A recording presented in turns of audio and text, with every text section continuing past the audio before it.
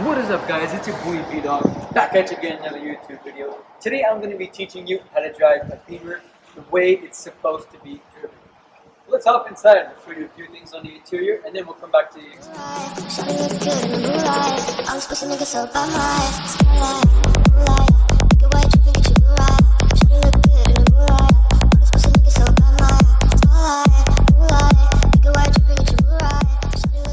So step one to getting inside a Beamer, and frankly any vehicle, is you always want to make sure the doors are unlocked before you get in. Step two is this handle right here. With most Beamers, it's the same situation. You pull it up and then the door comes out. There are lots of people that decide to pull this handle towards them, and that gets damaged, and as with any BMW, that is an expensive fix. So then we hop inside here and we see this first piece of plastic right here. This is pretty much useless. I actually have never seen a use for this. When we purchased this car and we asked the guy what this is supposed to be used for, he said, you're never really going to be needing that. So you can just ignore that right there. Of course, like any other car, you got the buttons for your lights right here.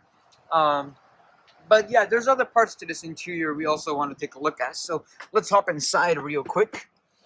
So over here you got your odometer, you got the dial for the temperature of the engine, and some other important dials. You actually never want to pay attention to what's going on over here.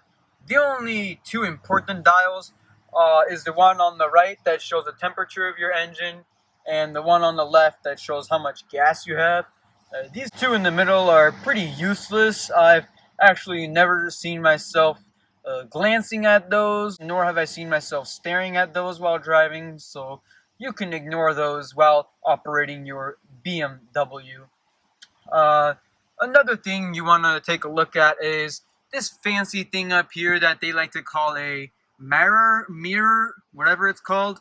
That's also pretty useless. It really doesn't matter what's going on behind you, which is what that is for. There's also a mirror on the right over there to look at what's going on to the right side of your vehicle while you're driving, and there's also one on the left. Both of those are very useless. Again, I've never seen myself using those, so I can't really comment on their usability. Oh yes, another important part of your BMW interior is how people actually see your interior. So you always want to make sure you have an organized interior. Keep it nice and clean. You also want to make sure you're not throwing junk inside your vehicle. You're caring for it and vacuuming it. Let's hop back out to the exterior. There's also a few things we want to look at on the exterior of this car. So let's talk about a few important parts of the BMW exterior. So the first, very most important part is based off the interior. You don't want people to see what's going on inside your car.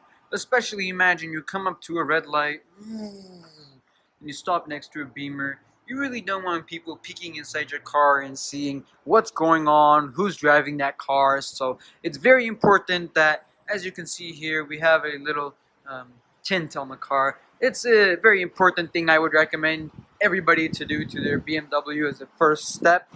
Another step is keeping your BMW very clean, and I cannot stress this enough. This is a car you want to care for, and not only are the parts expensive, but so is the exterior paint color. You cannot just go and buy something off the internet and hope it's the exact color, because these cars come in very special colors. So keeping it clean is very important. As you'll notice, this car is a little bit wet. There's some water on the surface of the vehicle. It's definitely not raining right now. It's extremely sunny outside actually, and there are zero clouds outside. It's a nice blue sky. So it definitely wasn't from the rain, but actually we were just at the car wash, and we didn't really dry the vehicle because we were kind of in a rush to get this video done, and also the dryers were not working at the car wash. Those blow dryers that usually turn on at the end. So it was really not our fault. Hey guys, Editor V-Dog here with a bonus tip for BMW drivers. Notice how this is not our fault. That's also something that all BMW drivers do. They always have to find something to blame the situation on because nothing is ever their fault. This was a one-time thing, but don't worry, we do have stuff inside the trunk to dry off the car. These are also very important. You want to make sure you have some towels. You want to make sure you also have some polished things in the trunk. I keep mine right here on the left. There's a special compartment right there. While we're at the rear, let's also talk about another important part of the exterior of a BMW, and that is the model of the vehicle. So as you can see over here, this is a 3 Series. One thing you can see from this emblem on the rear of the vehicle is this X right here. So a lot of BMWs are actually made rear-wheel drive, especially these older ones, and that is a highlight. Basically, the best part of a BMW is being able to have it non-all-wheel drive and drift it all the time. Lots of videos about that are on the internet. But this is actually a BMW model that has a X on the back. And 99% of the time when a BMW has a X as part of the emblem on the rear of the car, that X means you cannot drift it. Like a big X next to a box for drifting. So that's kind of unfortunate. And some BMWs actually do come with a way around that. And I can show you something on my car that I use to get around that Now issue. that we are in the interior of the car, there's a button over here next to our heated seats that is labeled with the letters D, S, C. So this is actually a fancy button that you want to use most of the time when you're driving your car. What that does is it actually makes your car rear wheel drive, turns off that traction mode. Another thing you want to make sure is on to get your rear wheel drive is this S right here. When you're going to drive, you're always going to be pushing this gear shifter to the left to get into that S mode. Frankly, 99% of BMW drivers drive their Beamers in sport mode. There really is no point to use this D mode because, as the letter says, it is a dumb mode. And you see these pluses and minuses here. This is actually to turn your car into manual mode, which many cars don't have. Are you a non-BMW driver? Does your car have that? Very unlikely. See, most Beamers do come with that. So that's also very nice. Pop it into sport, turn off the traction control, and that is actually how you're supposed to be driving these Beamers. So let's pop back out to the exterior. There are a few more things I want to explain, and that'll be the end of the video. We'll wrap it. So another additional part of the exterior that I want to go over with you guys is actually this thing right here that looks like some kind of rectangle. You'll see this on most cars these days. This is actually where the juice goes in to get your car going, and this is not your everyday orange juice, apple juice, tomato juice. We are actually talking about a special kind of juice called premium juice, also known as gasoline. With these cars, you always want to be filling up the single most expensive gasoline at the gas station. Never put any other kind of gasoline. That's how you unlock the full potential of these cars.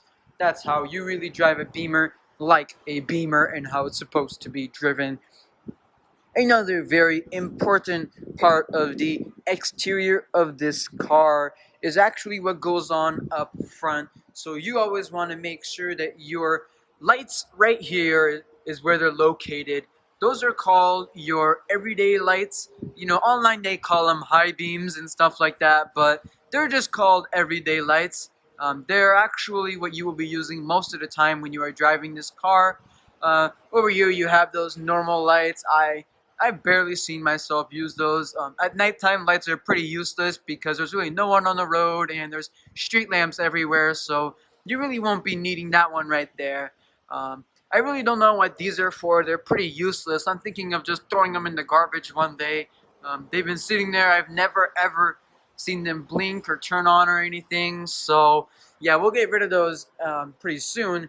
Now, to show you how to turn on these everyday lights, there's actually a special button. So I know we've been going in and out of the car a lot, but that's the thing with the car. A lot happens on the inside and even more happens on the outside. So as we're hopping back into the car, you'll notice that there is a lever on the left that I told you guys to ignore.